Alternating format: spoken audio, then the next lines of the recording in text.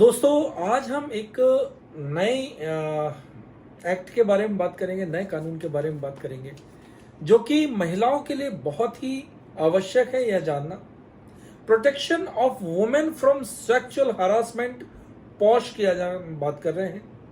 तो posh act क्या है, क्या इनमें क्या क्या तत्व रखे गए हैं, तो पॉश एक्ट क्या है, आज जानने से पहले हम आपसे यही अनुरोध है कि आप सबसे पहले बेल आइकन को प्रेस करें, जिससे कि सारे नोटिफिकेशन आप तक पहुंच सके।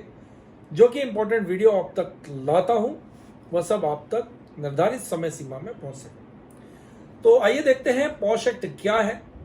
तो कार्यस्थल पर यौन उत्पीड़न की जो भी रोकथाम अधिनियम के तहत प्रत्येक संगठन, चाहे वह सरकारी हो चाहे वह गैर सरकारी हो, प्राइवेट हो, अपने कर्मचारियों के लिए यौन उत्पीड़न नीतियों की रोकथाम और प्रणाली, प्रक्रिया और सेवा नियमों को परिभाषित करना अनिवार्य है। हाल ही की रिपोर्टों में कार्यस्थलों पर यौन उत्पीड़न की घटनाएं और मामलों में बहुत बढ़ोतरी हो रही है, जिसके कारण यह पॉश बनाया गया है। तो इसमें क्या क्या चीजें देखी जाती है, रोकथाम, निषेध और निवारण, तीनों चीजें इसमें आती है। तो आइए देखते हैं बारी बारी, इन सब चीजों को जानने की कोशिश करते हैं, इनको बारीकी से जानेंगे। तो कार्यस्थल पर महिलाओं का यौन उत्पीड़न में आपका रोकथाम, निषेध और निवारण। 2013 महिलाओं को यौन उत्पीड़न से बचाने के लिए, उसको सुरक्षित कार्य वातावरण प्रदान करने के लिए यह अधिनियम पारित किया गया, यह अधिनियम बनाया गया। तो क्या क्या रखा गया इसमें और क्यों, देखिएगा। राज्यसभा में फरवरी 2024 में एक विधेयक जारी किया गया, जिसमें कि कार्यस्थल पर महिलाओं के यौन उत्पीड़न, रोकथाम, निषेध और निवारण की, जैसे कि मैंने बात कही, तो अधिनियम 2013 में इसको संशोधित किया जा सके। तो यह चर्चा में क्यों है, आपको बता दें, इस अधिनियम को बने आज 10 वर्ष हो चुके हैं, अर्थात ये बना था 2013 में। इसमें अभी संशोधन के लिए 2 फरवरी 2024 को इसमें कुछ संशोधन किए गए।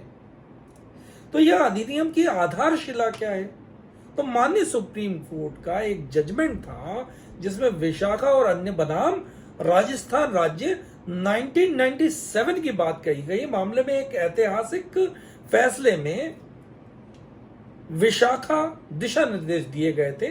उसके बाद यह पॉश अधिनियम 2013 में इसकी आधारशिला रखी गई। तो इसी पर हम चर्चा को जारी रख रहे हैं। अगले जो बिंदु होंगे वह आपके समक्ष रख रहा हूं। तो आइए देखते हैं कि क्या कहता है यह अधिनियम। पॉश 2013 की हम बात कर रहे हैं। इस सरल भाषा में इसको समझते हैं कि यह अधिनियम यौन उत्पीड़न शारीरिक हो सकता है, मौखिक हो सकता है, गैर मौखिक हो सकता है, किसी तरह का आचरण आपका मौखिक तरह का कोई आचरण है, या कोई फिबती आप कस रहे हैं, अमर्यादित टिप्पणी आप कर रहे हैं, तो जैसे जितने भी अवांछित कार्यों के रूप में इसको परिभाषित किया गया है।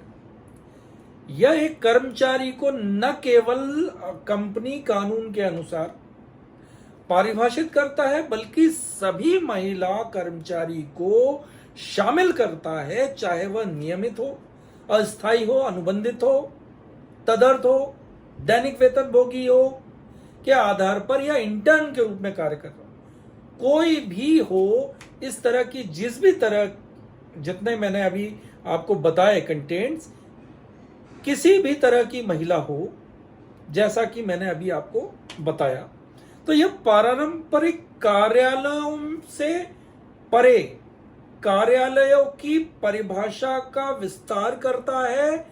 तभी सभी क्षेत्रों में सभी प्रकार के संगठन, यहां तक कि गैर पारंपरिक कार्यस्थलों को भी शामिल किया जाता है। इसमें यह आंतरिक शिकायत समिति आईसीसी और स्थानीय समिति एलसी के गठन का भी प्रावधान करता है। किसकी बात कर रहे हैं, पॉश की 2013 की। तो आईसीसी क्या है इस बारे में बताते हैं। इस अधिनियम के तहत प्रत्येक नियोक्ता को 10 या अधिक कर्मचारी वाले प्रत्येक कार्यालय या शाखा में एक आंतरिक शिकायत समिति गठित करनी होगी, जिसको कि आईसीसी के नाम से जाना जाता है। इस अधिनियम के तहत प्रत्येक नियोक्ता को 10 या 10 से अधिक कर्मचारी कहीं हैं, तो प्रत्येक कार्यालय की शाखा में एक आंतरिक शिकायत समिति आईसीसी का गठन होना आवश्यक है। आईसीसी में कम से कम 4 सदस्य हों, जिनमें से आपकी कम से कम, जैसे 4 सदस्यीय आपने समिति गठित की तो आधी उसमें महिला होना चाहिए। एक पीठासीन अधिकारी होगा जो कार्यस्थल पर वरिष्ठ स्तर के कार्यरत कोई महिला हो सकती है, और कर्मचारी में से 2 सदस्य जिन्हें सामाजिक कार्य का अनुभव हो या कानूनी ज्ञान हो, उनको आवश्यक रूप से रखा जाना चाहिए। तो अब इसमें देख लेते हैं पॉश 2013 में कौन से कंटेंट और होने चाहिए। तो गैर सरकारी संगठन से एक बाहरी सदस्य वरिष्ठ स्तरों से किसी की अनुचित दबाव को रोकने के लिए एक की इसमें आपको उनको पद दिया जाना चाहिए। शिकायत समितियों के पास साक्ष्य एकत्र करने की जो शक्तियां हैं वह दीवानी अदालतों की शक्तियां हैं, उनको साक्ष्य एकत्र करने की शक्तियां प्रदान की गई है।